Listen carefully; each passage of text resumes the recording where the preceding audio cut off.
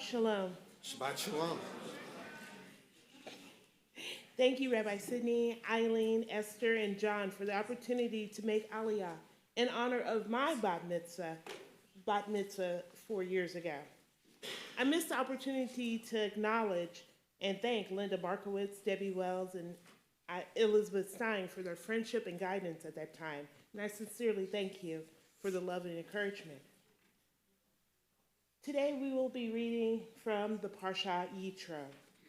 And from the opening verse, we learned that Yitro had already heard all that Elohim did for Israel. That in the name of Adonai, Israel is free from that narrow place of physical and spiritual bondage to serve Hashem. And in verse 8, it states that Moses shared with Yitro all that Adonai did. And I wondered why would Moshe repeat everything that had been done, meaning that Yitro knew about it before he left Midian. That is to say, in verse 9, that Yitro experienced hadva, a cutting edge of joy. How does one find a high level of rejoicing in a story you already know? Hadva, to rejoice, to join. It's from the noun, meaning the cutting edge of joy. And according to Rabbi Ginsburg of the Innate Institute, the word hadva is this initial sharp experience of joy, the kind of joy that gives you goose pimples. The Hasidic Rabbi Yehoshua Gordon shares a similar perspective, namely that the story can transform thought into an outward expression of joy. Story transcends time so that the listener can fully join in to the revelation. According to the Midrash, Yitro was a man of spiritual discernment. He once served as a priest of idolatry and an advisor to the same Pharaoh who pursued the children of Israel even to the Sea of Reeds. Could it be that when Moshe shared his story at its appointed time, in the presence of all who were saved, Yitro not only heard but understood Israel, Chai, Kadva. In this word, there seems to be an invitation to lean in. As we listen to each aliyah, we are invited to be fully present, to allow the revelation to be new, even if you've already heard this story before or chanted the verses. It may be that what makes this story so powerful is one of the reasons we attest to the same words when we stand together and say, "This is our God, who brought us out of Egypt with a strong hand. Adonai Eloheinu, Adonai Echad, Am Israel Chai, we live." Thank you for listening. Shabbat Shalom.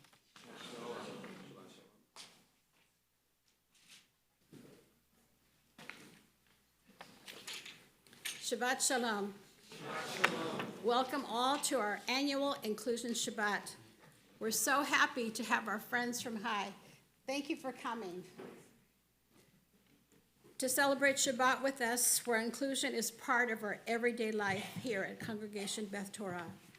Our family moved to Dallas in 1984 because of a corporate opportunity for Ira. We didn't know anyone in Dallas, and we didn't know which synagogue to join. We wanted to make sure that our son Jacob, who has cerebral palsy, would be welcomed and would be able to participate in Jewish learning. At the time, this is mid-1980s, there were no programs in place for children with special needs.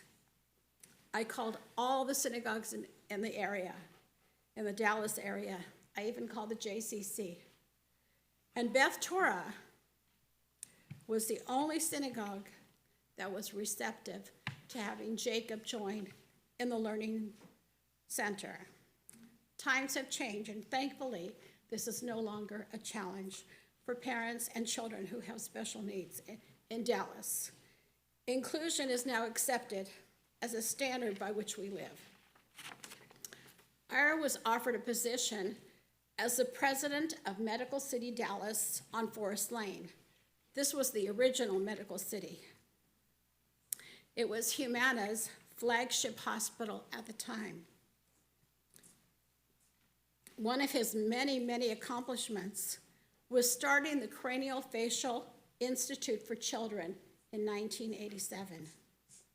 He recruited the top reconstructive surgeons in the United States to change the lives of children who had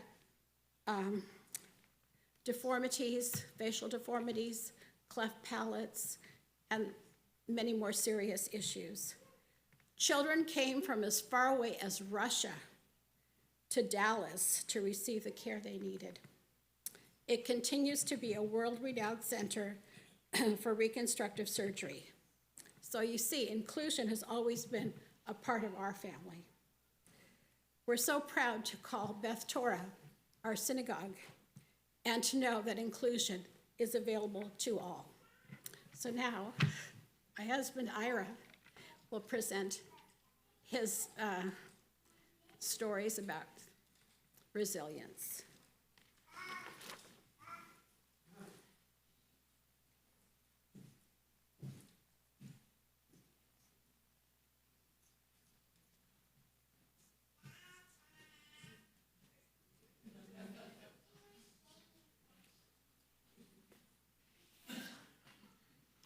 I'm going to be talking about resilience. On April 15, 1945, soldiers entered the Bergen-Belsen concentration camp. What they found was starvation, disease, and death everywhere. And yet, among the survivors, one young Jewish man stood up. Barely able to support his own weight, and stumbling over to a British officer, he asked a single question: when is Shabbat? It was his refusal to let death and brutality define his identity. It was a declaration: you have taken everything, but you have not taken who I am. This is resilience, and resilience is our superpower as individuals, as Jews, as a Jewish people. In 1945, the Jewish world lay in ruins.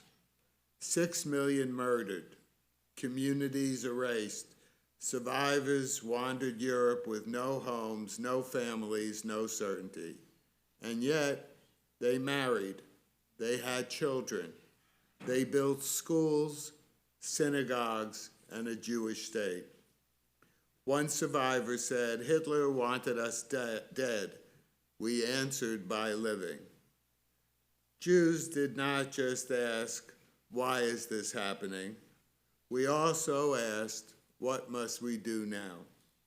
Survivors like Sarah's parents, Allegra and Albert Tevitt, built new lives in America. Their resilience set an example for family and all who knew them. Their resilience inspired the next generation. Self-esteem is our psychological and emotional immune system, and resilience is the foundation upon which our self-esteem is built. Resiliency is not ignoring pain, failures, or conflicts. It is the ability to endure, adapt, recover, and rebuild through adversity. Resilient people believe that the actions they take will affect the outcome of the event or situations. Psychologists call it internal locus of control. This foundation of resilience comes from our values and purpose, not just our endurance. Resilience requires the staunch acceptance of reality. Resiliency is not new to Jews. It has been and is the foundation for Jewish survival. For over 3,000 years, our people have endured. slavery in Egypt, destruction of the temples, the Inquisition, pogroms, expulsions, the Holocaust, rebirth of Israel, fighting wars for survival. And today we are experiencing anti-Semitism that is spreading like an infectious pandemic throughout the U.S. and the world. Other ancient civilizations disappeared. The Romans, the Greeks, the Babylonians. Yet we're still here. Not because we were the most numerous, the strongest, or the most powerful. We are still here because we are a people of the covenant, of strongly held values, of endurance and courage. We are resilient. We endure, we adapt, we rebuild, as a people and as individuals. Resilience is our inheritance. Jews often are called Am HaNetzach, the eternal nation. Proverbs says, 7 times the righteous will fall and rise again. Viktor Frankl was a famous psychiatrist. He was a Freudian in Europe before the war. He was Jewish. And he eventually was captured and taken to Auschwitz. Auschwitz took everything from Viktor Frankl. It reduced him to a number. It murdered his wife. And yet Frankl noticed something terrifying and hopeful in Auschwitz. 2 prisoners could suffer the same hunger, the same cold, the same beatings. One collapsed inward, the other withered. He didn't know why was this occurring. Frankl realized that even when everything is taken, one thing remains: the choice of who we are and who we will be. Years later, Frankl wrote, "Everything can be taken from a person, but one thing, the freedom to choose one's response. This is resilience." Resilience is not forged only in historic moments. It is built in ordinary days. Judaism understands this deeply. The modern world defines resilience as bouncing back. Judaism defines it as standing rooted while moving forward. Resilience is not only about surviving external threats. It's also about who we make room for within our own community. Judaism has always survived because it expanded its circle without losing its center. Rashi famously notes that the word Yisrael is singular. The people stood as one. Not because we are identical, not because we stood responsibly for one another. True resilience requires inclusion. A community that excludes its own members because of disability, mental health, or difference of any kind is not strong. It is brittle. Resilience is built when people know, I belong here, even when I struggle. In Jewish tradition, the most vulnerable are not pushed to the margins. They are placed at the center of moral responsibility. The Torah repeats the commandment to care for the stranger more than any other. That is a mitzvah. Because a people who remember vulnerability must never weaponize strength. This compassion is also called resilience. When a child who struggles socially, emotionally, or academically still feels comfort walking into a synagogue, that child is learning resilience. When an adult who feels different is still called to the Torah still asked to lead, still welcomed fully, that adult is strengthened and resilient. A resilient Jewish future is one where no one has to hide. Resilience is not perfection or a life totally without failure or disappointment. Our greatest leaders, kings and prophets, are examples that resilience does not mean perfection. The Torah does not, the Torah does not give us heroes who glide through life. The Torah teaches us human beings who struggle and keep going, leaders who, like all of us, are imperfect, but who are also resilient. Judaism refused to equate limitation with failure. Moses, the only person ever to speak to God, panim el panim, face to face, Moses constantly demonstrates great resiliency in leading the Israelites, but he is forbidden from entering Canaan. No one in the Torah knows greater disappointment than Moses.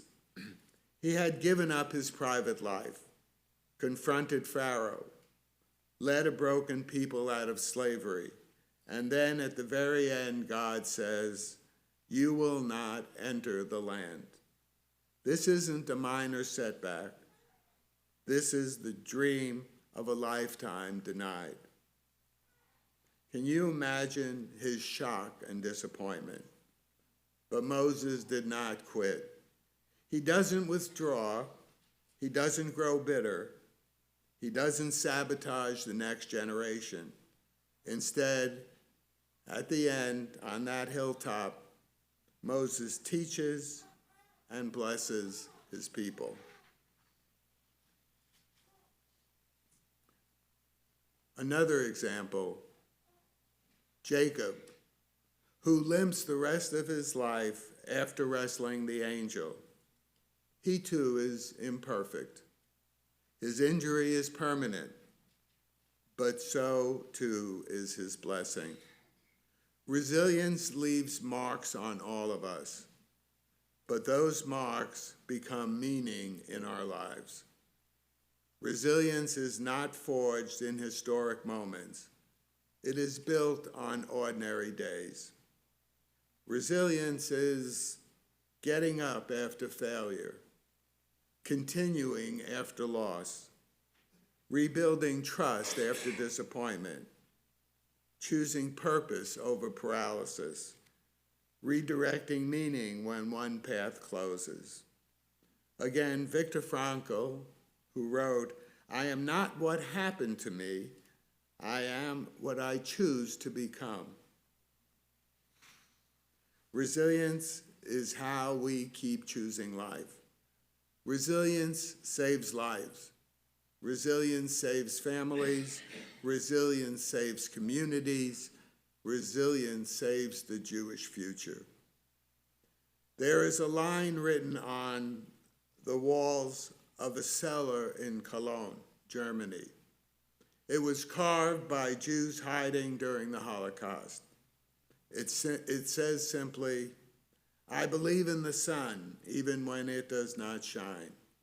I believe in love, even when I do not feel it. I believe in God, even when he is silent." The inscription was not written by people who were safe. It was written by people who refused to disappear. This is Jewish resilience.